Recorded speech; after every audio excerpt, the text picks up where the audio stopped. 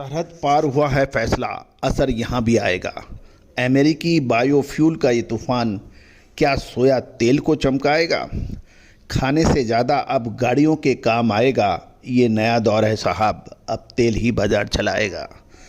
मंडियों में मचेगी हलचल, किसानों के चेहरे खिलेंगे। पाम और सोया तेल के दाम अब क्या होंगे? दोस्तों नमस्कार, colonel Ajay, CEO Ajay astro money group, first global astro finance digital channel पर आपसे मुखातिब होता हूं। आज 28 मार्च सन 2026। दोस्तों आज के इस एपिसोड में हम चर्चा करेंगे अमेरिकन गवर्नमेंट द्वारा बायोफ्यूल मैंडेट में ऐतिहासिक फैसला दिया है और इसका असर पूरे ग्लोबल खाद्य तेलों पे बाज़ारों पे पड़ेगा, चाहे वो सोया तेल हो, पाम तेल हो, सूरजमुखी तेल हो या फिर सरसों तेल। आइए पूरी इस विशेष मैंडेट को विस्तार से समझते हैं और इसका क्या असर, कहाँ कितना क्या होने की संभावना है, उस पर चर्चा करेंगे। दोस्तों याद रखिएगा, आपका चैनल सबसे पहले आपको हर महत्वपूर्ण खबर का विस्तृत ब्यौरा देने का प्रयास करता है। यदि आप चैनल पर नए हैं, पहली बार आए हैं और अभी तक सब्सक्राइब नहीं किया है तो चैनल को सब्सक्राइब कीजिए। यदि आप व्यापारी हैं, किसान हैं, इंपोर्टर हैं, एक्सपोर्टर हैं, प्लांट होल्डर हैं तो आपके लिए ये बहुत महत्वपूर्ण खबरों का स्थान है। जानिए रिपोर्ट विस्तार से। हवाओं का रुख बदल चुका है। अमेरिका से आई खबर ने पूरे ग्लोबल वेजिटेबल ऑयल मार्केट को हिला कर रख दिया है। अब सोयाबीन और पाम तेल की चाल कैसे हो सकती है, आइए समझते हैं विस्तार से।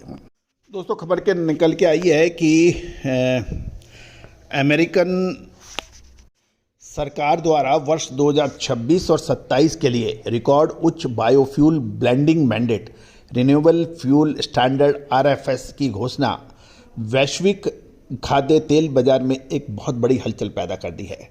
शुद्धता ऐसी जो हर घर की पसंद बने। सुधा महेश ठक्कर, हल्दी के विश्वसनीय निर्यातक। आज ही संपर्क करें। ट्रंप प्रशासन के तहत पर्यावरण संरक्षण एजेंसी यानी एनवायरमेंटल प्रोटेक्शन एजेंसी द्वारा EPA द्वारा जारी इस नीति का सीधा उद्देश्य घरेलू यानी अमेरिकन घरेलू कृषि अर्थव्यवस्था को मजबूत करना है और ऊर्जा पर निर्भरता को कम करना है। और इसका जो विशेष अपडेट हैं वो हम आपको बिल्कुल संक्षिप्त में समझाने का प्रयास करेंगे। EPA यानी जो एनवायरमेंटल प्रोटेक्शन एजेंसी है उसने EPA ने साल 2026 और 27 के लिए सेट 2 नियम के तहत रिन्यूएबल वॉल्यूम ऑब्लिगेशन जिसे RVOS कहते हैं अंतिम रूप दिया है। उसमें जो कैटेगरी है कुल रिन्यूएबल फ्यूल 2025 में अनुमानित 22.33 बिलियन RINS में है और 2026 में फाइनल 26.81 और 2027 में फाइनल है ये 27.02 billion RNI। Biomass based diesel यानी जिसे BBD कहा गया है, इसमें 2025 का अनुमानित है 5.36, 2026 में 9.07 और 2027 में ये बढ़कर 9.20 हो गया है। एडवांस बायोफ्यूल 7.33 2025 में और 2026 में 11.10 और 2027 में 11.32। सेलुलोसिक बायोफ्यूल 2025 में 1.21, 2026 में 1.36 और 2027 में फाइनल 1.43 रहेगा। बायोमास बेस्ट डीजल के लक्ष्यों में 70% SRE जिसे स्मॉल रिफाइनरी एक्सपेंशन रीअलोकेशन शामिल है। इसका मतलब यह है कि छोटी रिफाइनरियों को छूट में मिलने वाली छूट का बोझ अब बड़ी रिफाइनरीज को उठाना पड़ेगा, जिससे वास्तविक डिमांड में भारी उछाल आने की संभावना है। इससे कुछ महत्वपूर्ण जो बिंदु हैं उससे सोया ऑयल की मांग एनर्जी में शिफ्ट होगी।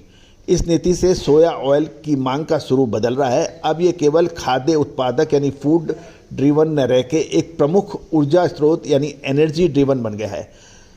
यूनाइटेड स्टेट ऑफ अमेरिका के एग्रीकल्चर डिपार्टमेंट के अनुसार 2026-27 के दौरान बायोफ्यूल उत्पादन में सोया ऑयल के उपयोग में 17% की महत्वपूर्ण बढ़ोतरी होने का अनुमान है और जो लगभग 17.3 बिलियन पाउंड तक पहुंच सकता है। ये बहुत इंपॉर्टेंट है, इसको आप ध्यान से देखें और समझें। इससे ग्लोबल वेजिटेबल ऑयल कॉम्प्लेक्स पे क्या असर होगा, क्योंकि अमेरिका ने तो बायोफ्यूल मैंडेट निकाल दिया है। इससे असर क्या होगा, इस पे जो शिकागो बोर्ड ऑफ ट्रेड है सीबॉट, उसके प्राइसेस में तेज़ी आने की संभावना है, क्योंकि अमेरिका में घरेलू खपत बढ़ने के से सोयाबीन तेल की बैलेंस शीट टाइट हो जाएगी। शिकागो बोर्ड ऑफ ट्रेड पर सोया ऑयल की कीमतों में इजाफा होने की संभावना है। और याद रखिएगा, सोयाबीन का जो अल्टरनेट है वो नॉर्मली पाम तेल और सनफ्लावर माना जाता है। जब सोयाबीन तेल महंगा होता है तो वैश्विक खरीदार पाम तेल या सनफ्लावर ऑयल की ओर रुख कर लेते हैं, जिससे इन तेलों की कीमतों को निचला सपोर्ट से वो रिकवरी अक्सर देखी जाती है। दूसरी ओर एक हाफ रेन पॉलिसी का टलना भी माना जा रहा है।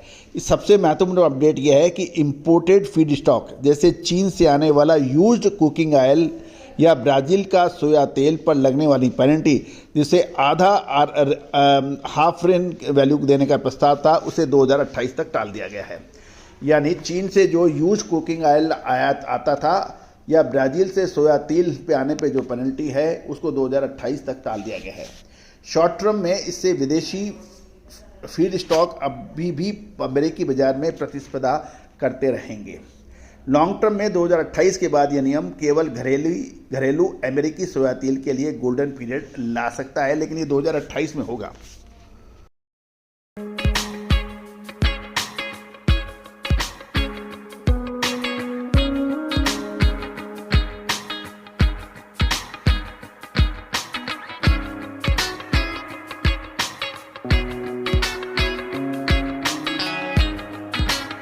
अब आगे की खबर यह है कि क्रशिंग मार्जिन और सोया मील पर दबाव।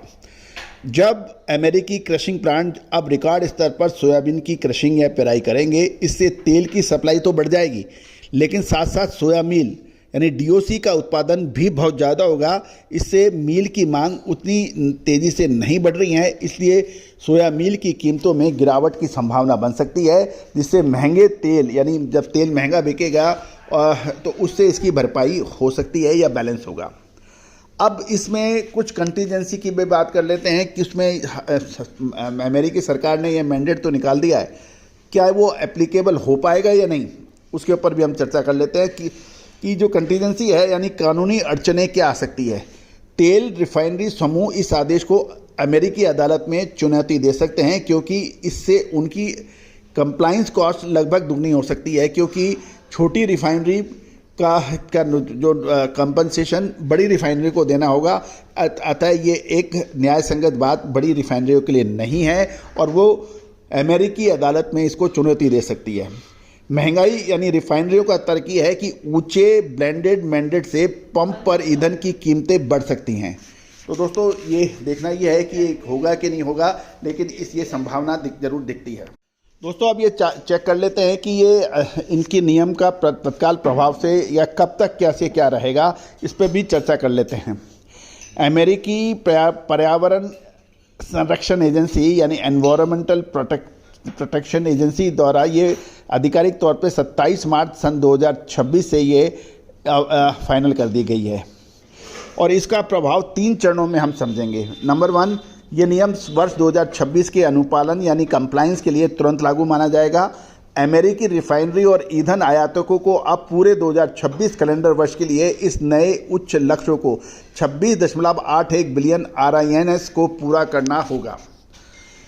2027 यानी अगले साल के लिए क्या लक्ष्य है? साल 2027 के निर्धारित लक्ष्य 27.02 बिलियन रेंज आपने आप 1 जनवरी 2027 से प्रभावी हो जाएंगे। इससे बाजार को पहले से इस पर संकेत मिल गया है कि अगले 2 सालों तक सोया तेल और बायोफ्यूल की मांग में ऊंचाई रिकॉर्ड स्तर पर हो सकती है। अमेरिका में हाफ रेंज की बात करें, ये महत्वपूर्ण बदलाव 2026 से लागू होना था, जिसे अब टाल दिया गया है, जिसके ऊपर हमने चर्चा की थी।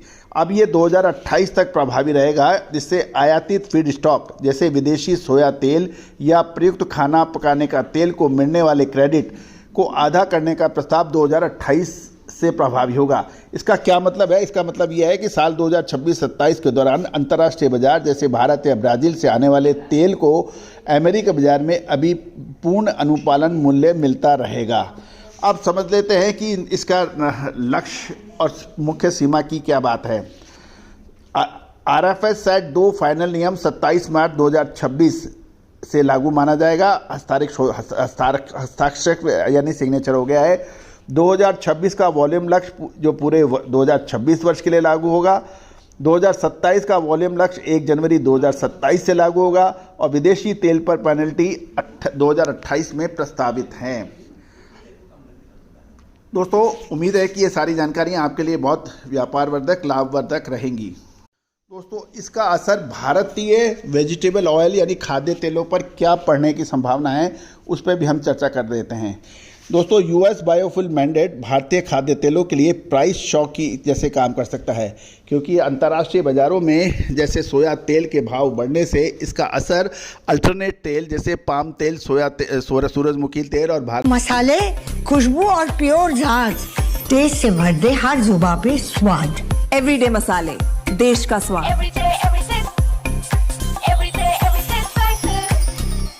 भारत में सरसों तेल पे पड़ सकता है। तो अंतर्राष्ट्रीय बाजारों में तेजी का असर भारतीय खाद्य तेल बजट पर भी काफ़ी भीषण रूप से पड़ सकता है।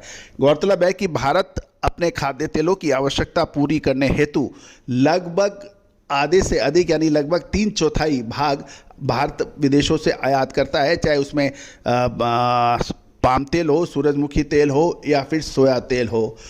इससे भारत का बजट बिगड़ सकता है, क्योंकि भारतीय रुपया अभी ऐतिहासिक न्यूनतम स्तर पर है। साथ साथ अंतर्राष्ट्रीय बाज़ारों में भाड़ा, समुद्री फ्रेट और इंश्योरेंस के दाम भी काफ़ी ऊंचे हैं। पश्चिम एशिया में चल रहे युद्ध अमेरिका, ईरान और इजराइल के साथ इससे भारतीय खाद्य तेलों के दामों में इजाफा होने की प्रबल संभावना बन गई है। चूँकि ये मैंडेट तुरंत प्रभाव से लागू हो रहा है, तो इसका असर पड़ने में ज़्यादा समय नहीं लगने की संभावना है। अतः खाद्य तेलों के व्यापारी कृपया इस चीज़ को ध्यान से पढ़ लें, समझ लें। दोस्तों, हमने इसका अग्रिम विश्लेषण अनुमान हमने अपने सभी बंधुओं को अग्रिम देने का प्रयास किया था। दोस्तों, तेज़ी आने के बाद तेज़ी और मंदी आने से के बाद मंदी का प्रभाव देने से कभी कुछ फ़ायदा होता नहीं है। फ़ायदा तब है तब आपको समय से पहले आपको इसका अनुमान विश्लेषण आपको मिल जाए। यदि आप खाद्य तेलों के व्यापारी हैं, व्यवसायी हैं, प्लांट होल्डर हैं या इंपोर्टर हैं, तो हमारी खाद्य तेलों पर अग्रिम विशेष रिसर्च रिपोर्ट के लिए आप संपर्क कर सकते हैं। All the very best, good luck, happy trading.